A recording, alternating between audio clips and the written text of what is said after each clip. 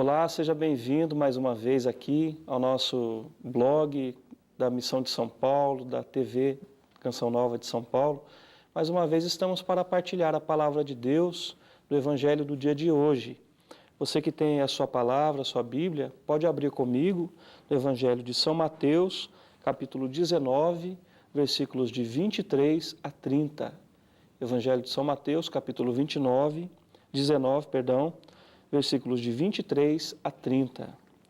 Naquele tempo, Jesus disse aos seus discípulos: Em verdade vos digo, dificilmente um rico entrará no reino dos céus. E digo ainda, é mais fácil um camelo entrar pelo buraco de uma agulha do que um rico entrar no reino de Deus. Ouvindo isso, os discípulos ficaram muito espantados e perguntaram: Então, quem pode ser salvo? Jesus olhou para eles e disse: Para os homens isso é impossível, mas para Deus tudo é possível. Pedro tomou a palavra e disse a Jesus: Vê, nós deixamos tudo e te seguimos. Que haveremos de receber?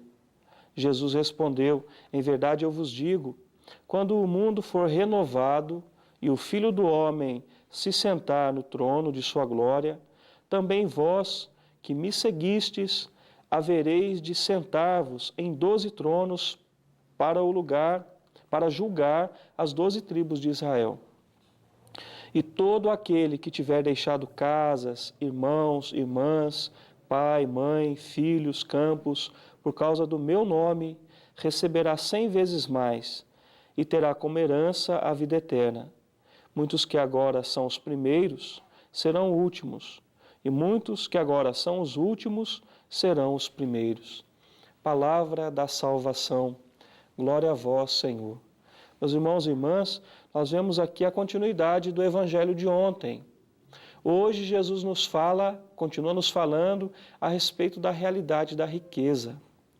Mas não é a riqueza somente em si, o ter ou não ter as coisas. É a realidade do apego às coisas, do fazer dos bens materiais o meu Senhor, do fazer das coisas que eu possuo a razão, o sentido, o fundamento da minha vida. Isso não pode acontecer, isso não pode ser verdade, porque a riqueza não traz a verdadeira felicidade, ela engana.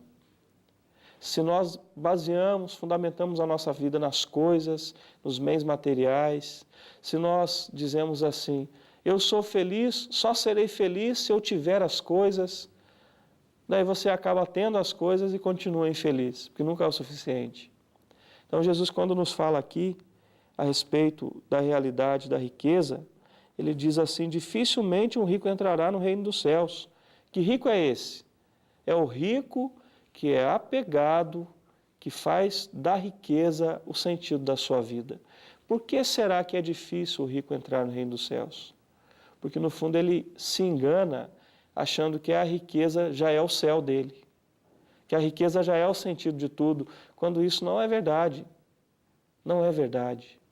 Nós vimos que aquele jovem rico, que lemos no Evangelho de ontem, ele foi embora muito triste porque era muito rico. Ele preferiu a riqueza ao invés do reino de Deus. Mas nós vemos aqui que Jesus continua colocando as condições. E a condição para o reino de Deus é o desapego, é o desprendimento.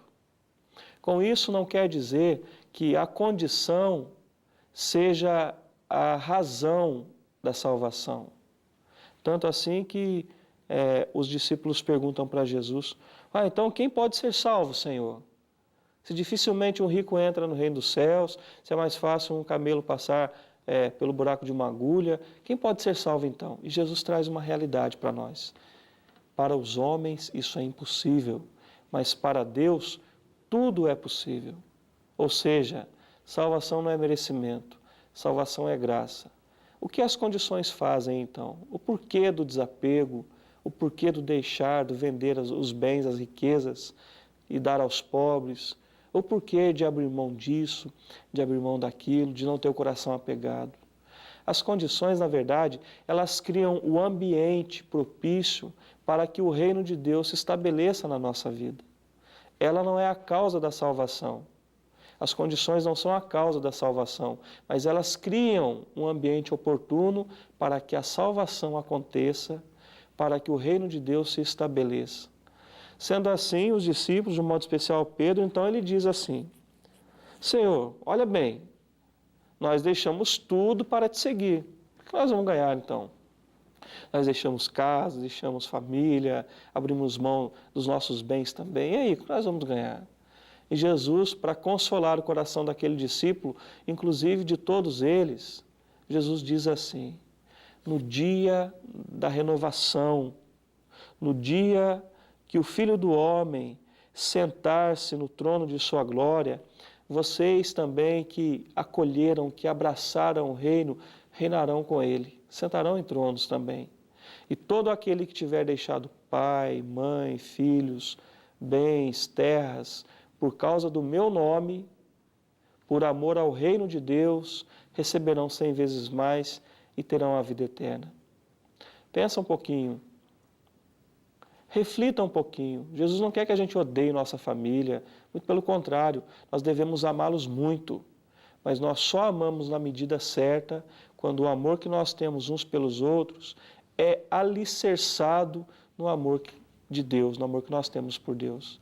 Se Deus vem em primeiro lugar na tua vida, fique certo disso, você amará os seus na medida certa também.